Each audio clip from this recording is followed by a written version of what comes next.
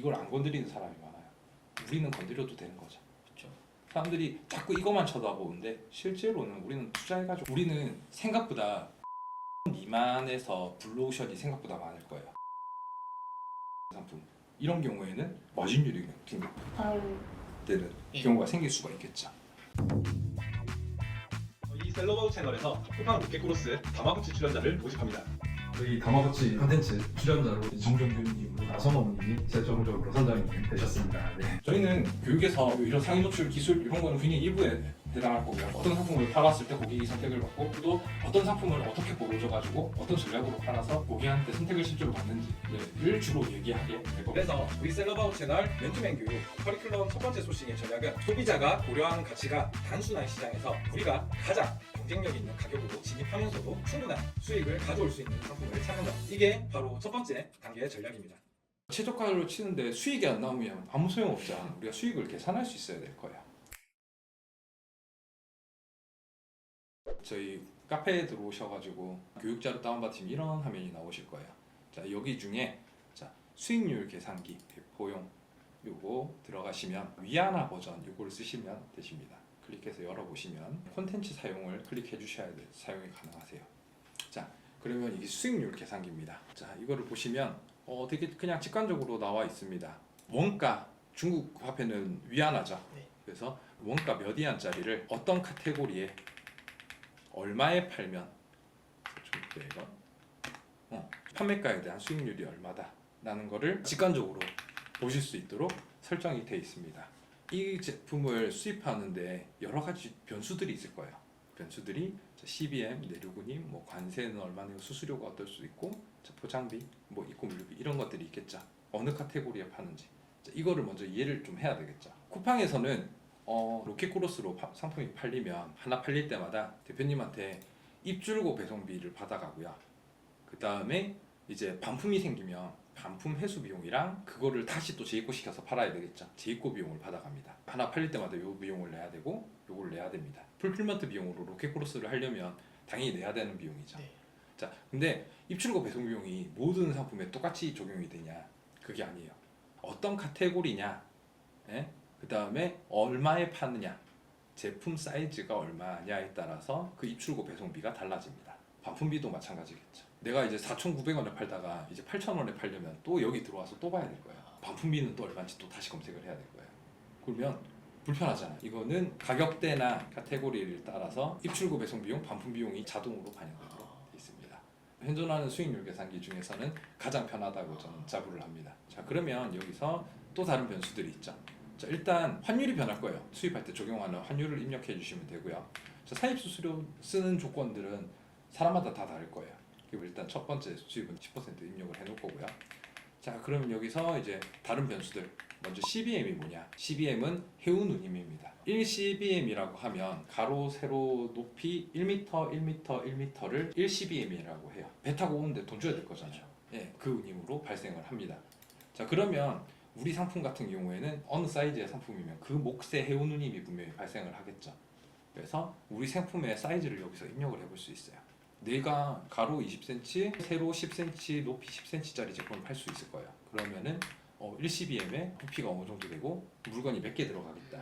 그래서 한 개당 이 제품의 CBM은 얼마다 계산할 수 있겠죠. 만약에 이 정도라고 하면 200원 입력해 놓을 수 있겠죠.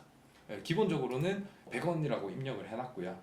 이거는 대표님이 나중에 상품 찾아오셨는데 저한테는 감이 있잖아요. 데이터가 많으니까 이 정도면 CBM 이제 얼마 정도 할 겁니다 라는 거를 또 말씀을 드릴 거예요. 기본적으로는 100원으로 해둘 거고요. 자, 그 다음에 중국 내륙운임 사실은 의미 없는 경우가 대부분입니다. 중국 내륙운임이 뭐냐면 중국 안에서도 공장에서 저희 물류지로 보내는데 배송비가 들 거잖아요. 근데 한 개씩 안 옮기죠. 최소 50개, 100개, 200개 옮길 거잖아요. 그러면 웬만한 제품에서는 개당 그 물류비가 거의 의미가 없는 경우가 대부분이겠죠. 근데 제품이 만약에 크고 또는 엄청 무거워요.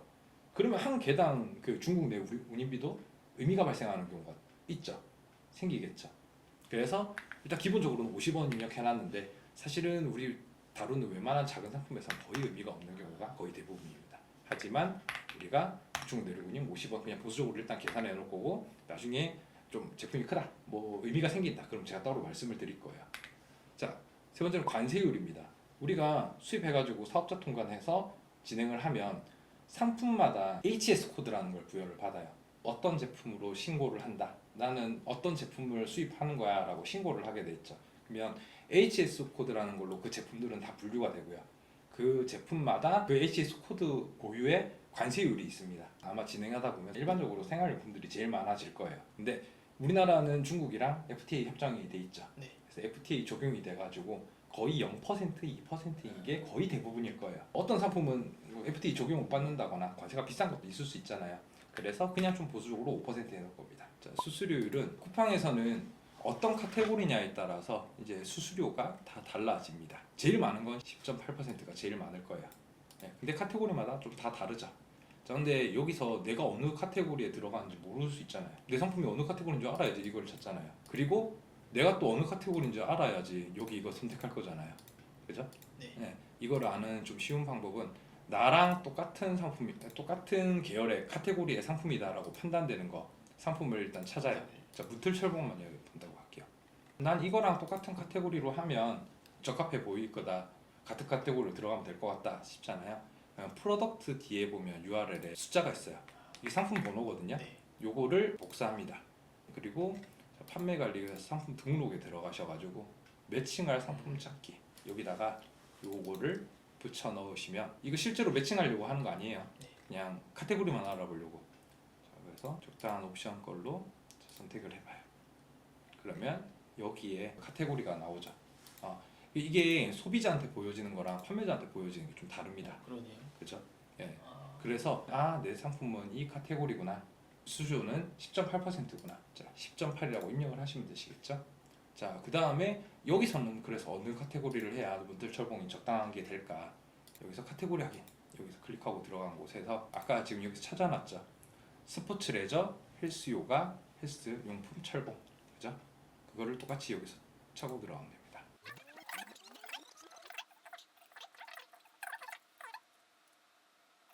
선택하시게 되면 자, 여기에 뜹니다. 그 분류가 운동 피트니스로 분류되는 거죠. 그러면 여기서 운동 피트니스 찾으시면 됩니다. 이거를 선택하시면 됩니다. 그러면 입출고 배송요금, 반품해서 요금 다 반영이 되죠. 자, 그 다음에 이제 포장비. 자, 우리가 제품 수입해가지고 판매를 할 때 쿠팡에 입고를 시키려면 쿠팡이 원하는 단위로 포장은 해줘야 되죠. 그러면 만약에 내가 3개의 한 세트로 뭔가 판매를 하려고 해요. 그러면 3개의 한 세트로 포장은 해줘야겠죠. 네. 그럼 그거 포장하려면 비닐도 필요할 거고요. 아, 그 다음에 바코드 붙여서 입고시켜야 되잖아요. 그럼 바코드 라벨 비용도 들 수 있죠. 물론 적은 비용이겠지만 또는 알바를 쓸 수도 있을 거예요. 알바를 썼는데 시간 잡았더니 1시간에 100개 작업해요. 그러면 시급 10,000원 줬는데 100개 작업했다. 한 개당 100원씩 인건비가 또 든 거죠. 그거 비용을 넣는 겁니다.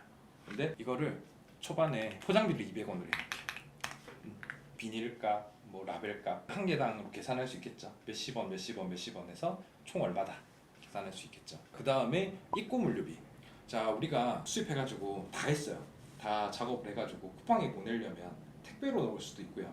아니면 밀크런이라는 걸 또 사용할 수 있습니다. 한 개당 입고시키는데 돈이 들 거잖아요. 밀크런 택배로 입고시킬 때 4,000원이거든요. 그 큰 박스 하나 네. 입고시키는데 그러면 그 4,000원짜리 박스 안에 내 물건이 40개가 만약에 그럼 들어갑니다. 100원, 그럼 100원인 거죠. 근데 200개 들어갈 수도 있겠죠. 50원. 네, 그런 식으로 200개면 1000개 들어갈 수도 있겠죠. 그런 거를 계산해서 넣으시면 됩니다. 작은 거에는 거의 의미가 없을 거예요, 사실은. 어떤 상품은 한 박스에 막 몇백 개 작은 들어가거든요. 것들. 예, 작은 것들은. 예. 근데 큰 거에는 의미가 생길 수 있겠죠. 만약에 4,000원 드는 한 박스에 4개밖에 물건을 못 넣어요. 한 1,000원이 드는 거죠. 그러면 분명히 수익률에 엄청 영향을 미치는 금액이죠. 자, 그 다음에 제품 사이즈마다 아까 입출고 배송 비용이 달랐잖아요. 네. 여기서 보시면 나옵니다. 그래서 택배랑 비슷하게 가로 세로 높이 합이 80cm 이하면 극소형으로 들어가고요. 80에서 100cm면 소형면 이거를 선택하면 되겠죠. 내 상품의 사이즈 예상해가지고 적으시면 될 겁니다. 그리고 반품률. 아까 반품비를 또 받아간댔잖아요. 8,000원짜리 상품이면 한 개가 반품이 될 때마다 반품 회수 비용으로 또 1,025원을 받아가요. 그러면 이건 어떻게 반영이 되냐면 좀 이따 보여드리겠지만 확률을 곱해가지고 한 개 팔 때마다 비용이 발생하는 걸로 10%라면 10개 팔면 한 개에서는 비용이 1,025원이 발생한다는 거죠. 그러면 한 개 팔 때마다 102.5원이 발생하는 게 맞죠. 계산하면 네. 되겠죠. 반품률 데이터도 지금은 예상을 할 수 있을 거고요. 나중에는 반품률을 확인할 수 있습니다. 여기서 보면 여성 의류 같은 건 높죠. 반비율이 굉장히 높은 것도 있고, 3개 시키고 하나. 이 수익률 계산기에는 개당으로 나눌 수 있는 비용은 다 포함되어 있다고 보시면 될 것 같아요. 여기에 반영을 못 시킨 거는 일단 뭐 종소세 같은 거는 반영을 시킬 수가 없겠죠. 종소세는 구간마다 바뀌는 거고, 그쵸. 개당으로 비용을 나눌 수가 없죠. 그다음에 뭐 사무실 비용이라든지, 네, 밥값이라든지 뭐 그런 거는 못 나누겠죠. 그다음에 자, 마진율은 판매가 대비 몇 퍼센트가 남? 15,000원에 39%가 남는다. 근데 수익이다. 라는 거를 볼 수 있잖아요. 예. 근데 그럼 순익 대비 초기 비용은 뭐냐? 우리가 순익은 알 거예요. 순익은 이거 다 팔아가지고 세금까지 다 내고 나면 얼마 남는가? 이게 순수익일 거예요. 예. 그럼 초기 비용은 뭐냐? 자, 우리 비용은 팔리기 전부터 나가는 비용이 있을 거고, 팔렸기 때문에 나가는 비용이 있을 거예요. 자, 그래서 보면 입출고 배송 비용, 팔렸기 때문에 나가는 돈이죠. 자, 반품회수 비용도 팔렸기 때문에 나가는 비용이죠. 재입고비도 그럴 거예요.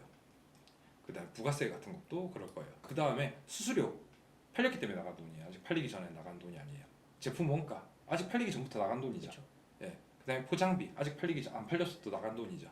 관부가세, 수입하면서 드는 돈이죠. CBM 이미 나가는 돈이에요. 처음부터. 자, 무슨 말이냐면 팔렸기 때문에 나가는 비용 말고 팔리기 전부터 나간 돈. 그러니까 내가 투자하는 비용이죠. 초기 비용은. 예. 팔렸기 때문에 나가는 돈은 어차피 판매금에서 차감하고 들어올 거예요. 그죠? 그게 초기 비용입니다. 순수익을 초기 비용으로 나누는 값이에요. 그래서 200%라고 하면 내가 초기 비용 10,000원을 투자했으면 내가 정산 받을 때 3만 원이 들어온다 라고 이해하면 될 거예요.